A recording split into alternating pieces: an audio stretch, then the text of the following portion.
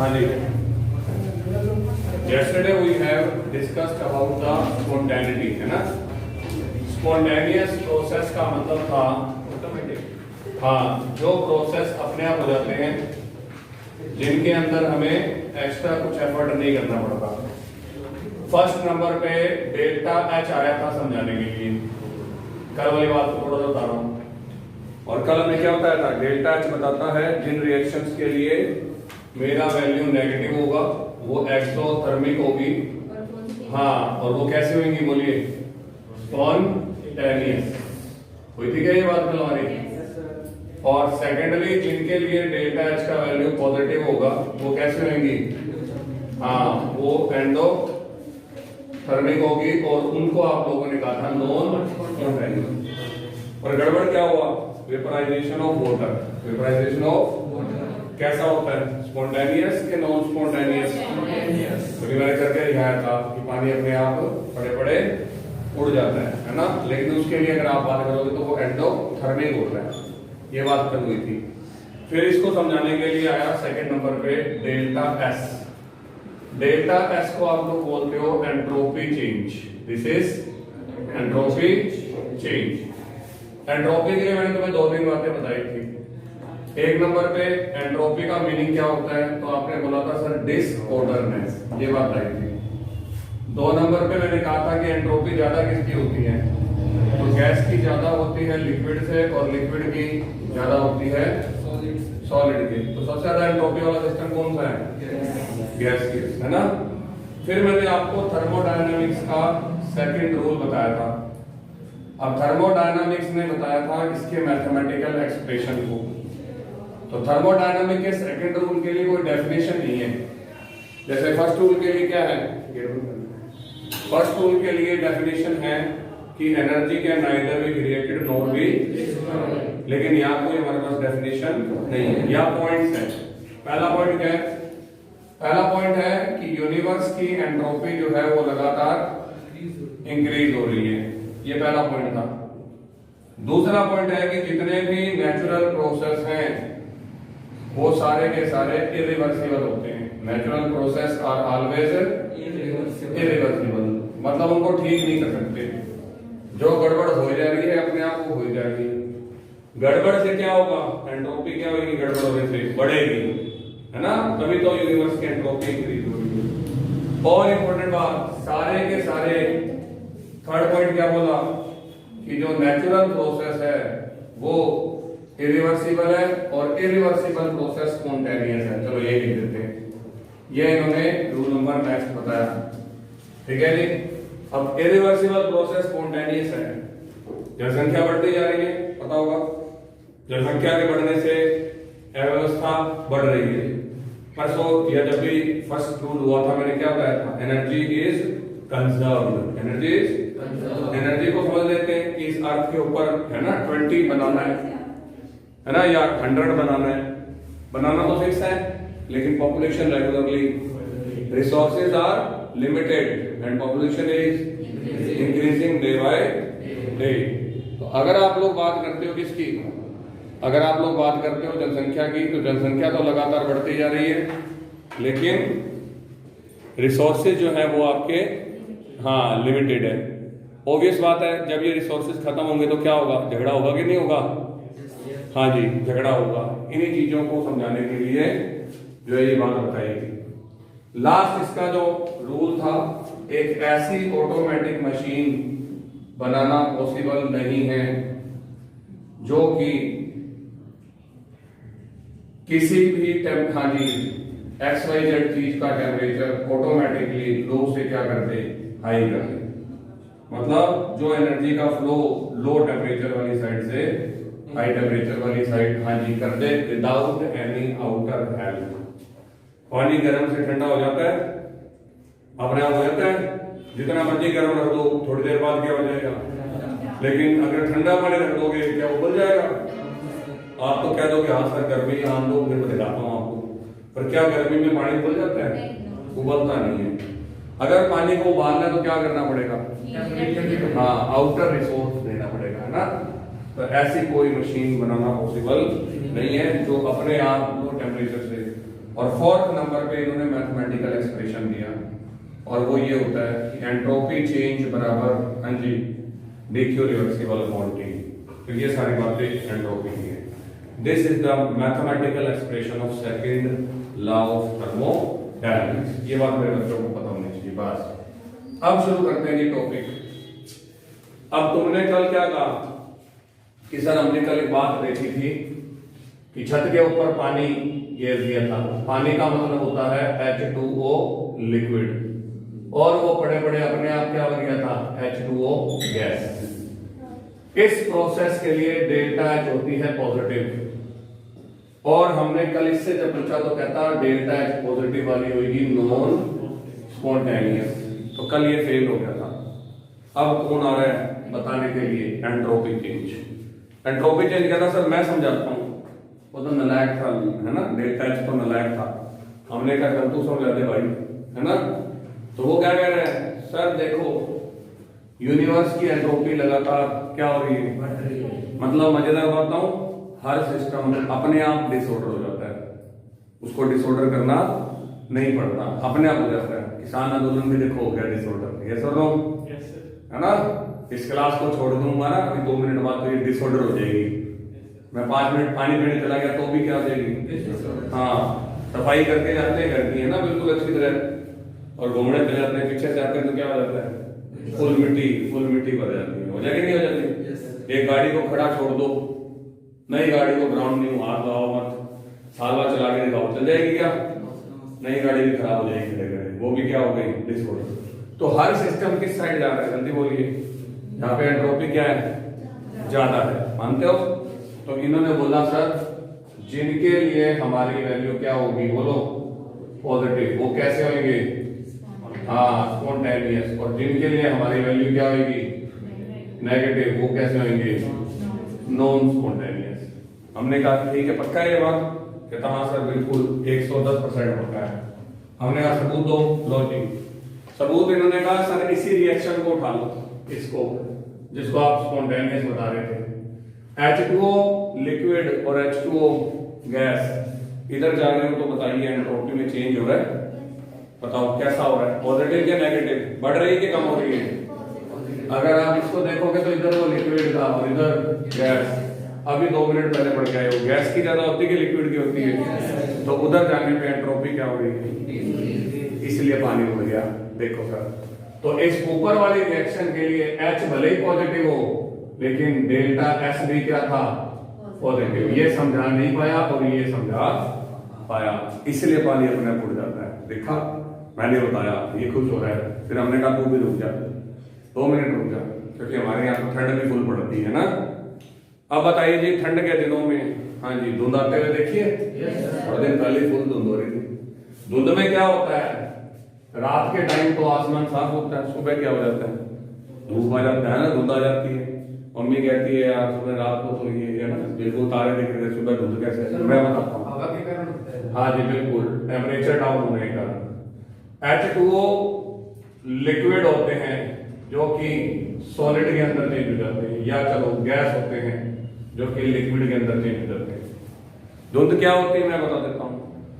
शाम के टाइम जो एटमॉस्फेयर में ह्यूमिडिटी होती है, जो कि आप लोगों ने अपनी बाइक्स की सीट पे कभी महसूस की होगी ना, देखा होगा शाम के टाइम बाहर मौसम साफ है, बाइक की सीटें क्या करती है, गीली, क्योंकि वो वेपराइज फॉर्म में है। कौन सी फॉर्म में, गैसियस, इसलिए धुंध नहीं दिख रही।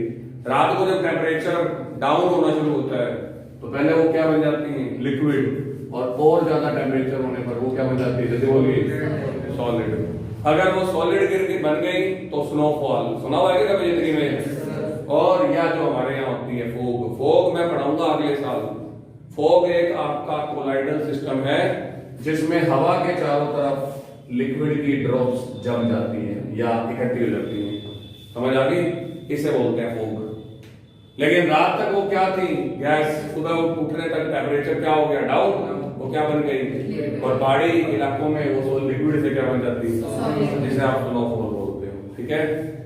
लेकिन एक बात बताओ, स्नोफॉल हुई तो तुमने क्या किया उसमें, सर मैंने भगवान से बहुत प्रार्थना की थी कल स्नोफॉल हो गया, मसई में मनाली घूमने आया है ना, और आपने कुछ किया कि नहीं किया। अब बताइए गैस से क्या हो रहा है, लिक्विड से एंट्रोपी क्या हो रहा है, डिक्रीज। वेरी गुड, मैंने तो जान करके किया था।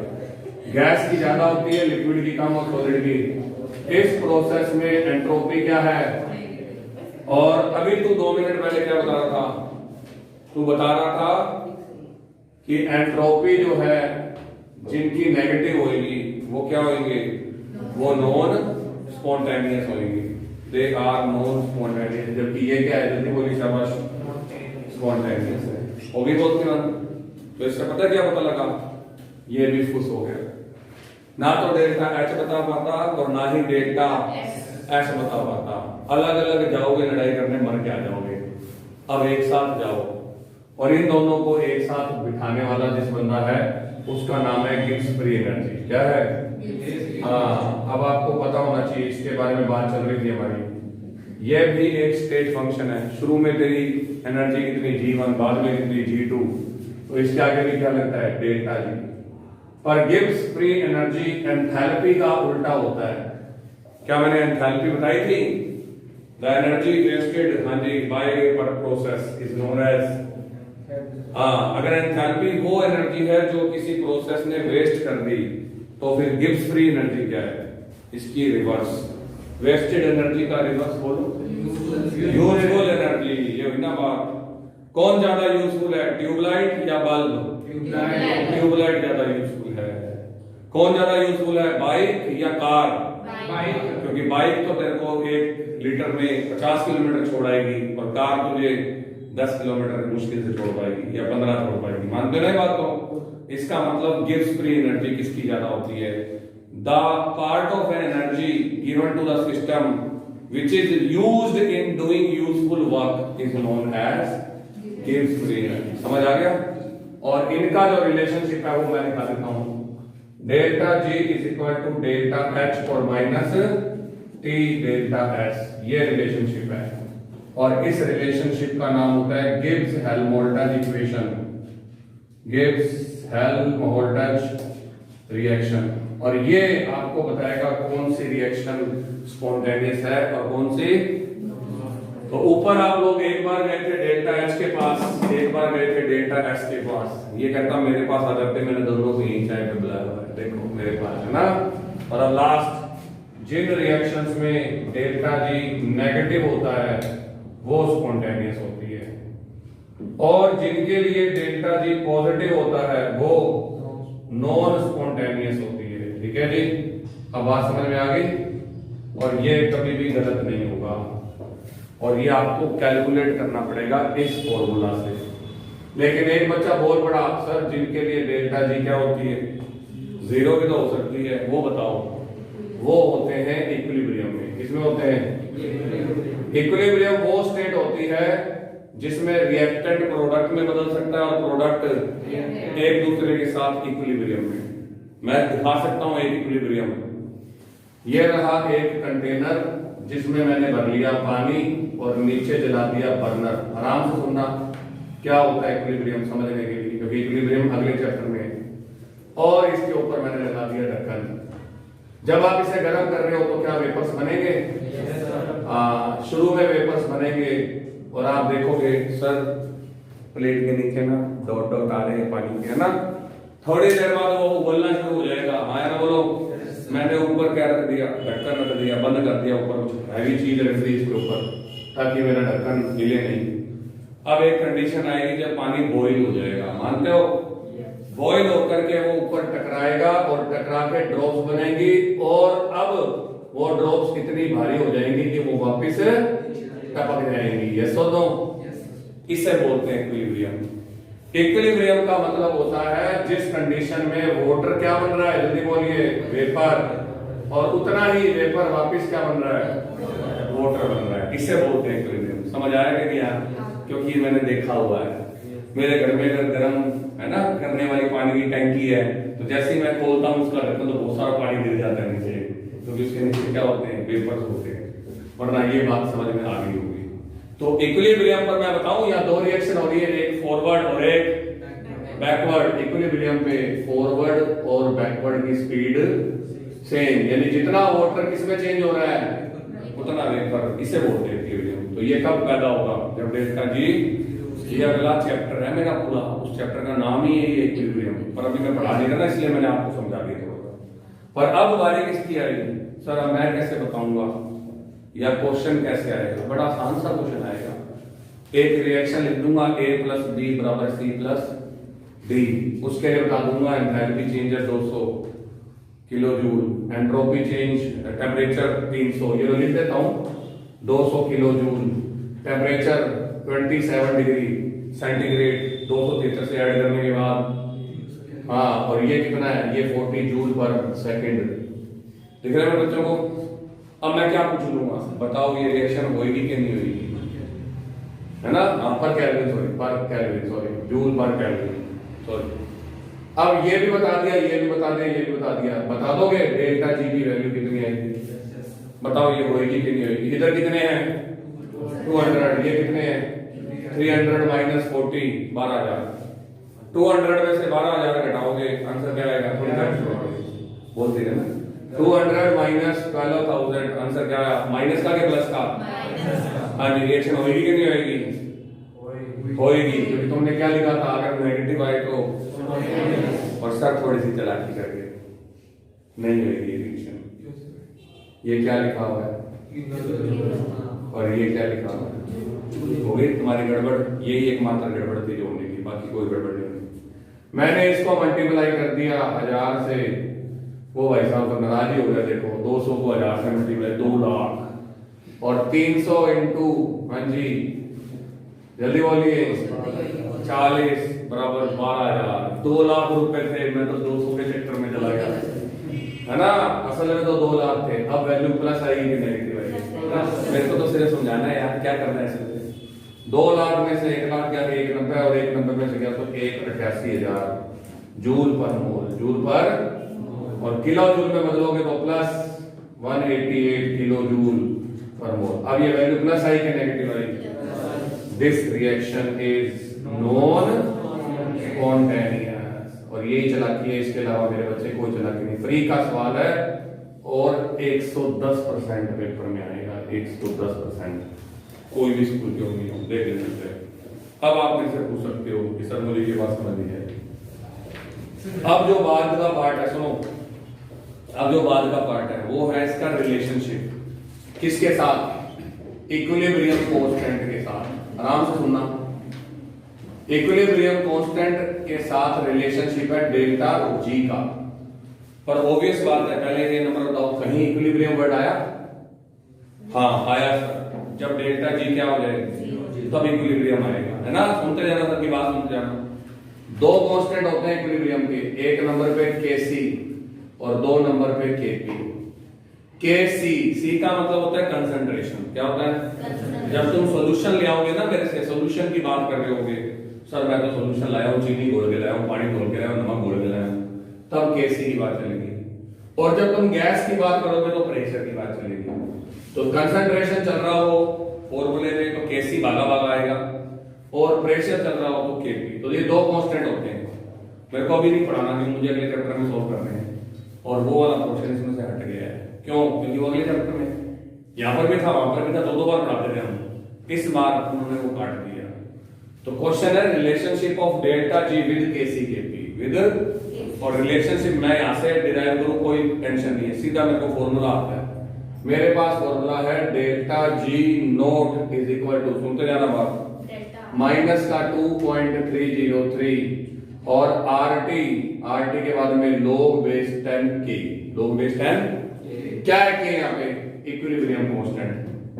अगर मैंने न्यूमेरिकल में डाल रखा हुआ प्रेशर, क्या होगा, तो इसको मैं क्या बना दूंगा, और अगर मैंने न्यूमेरिकल में डाल रखा होगा कंसंट्रेशन, तो मैं इसको क्या बना दूंगा। इस चैप्टर में इसके बारे में कुछ नहीं बता रहा। तो this is all from thermodynamics. Have a nice day, bye bye.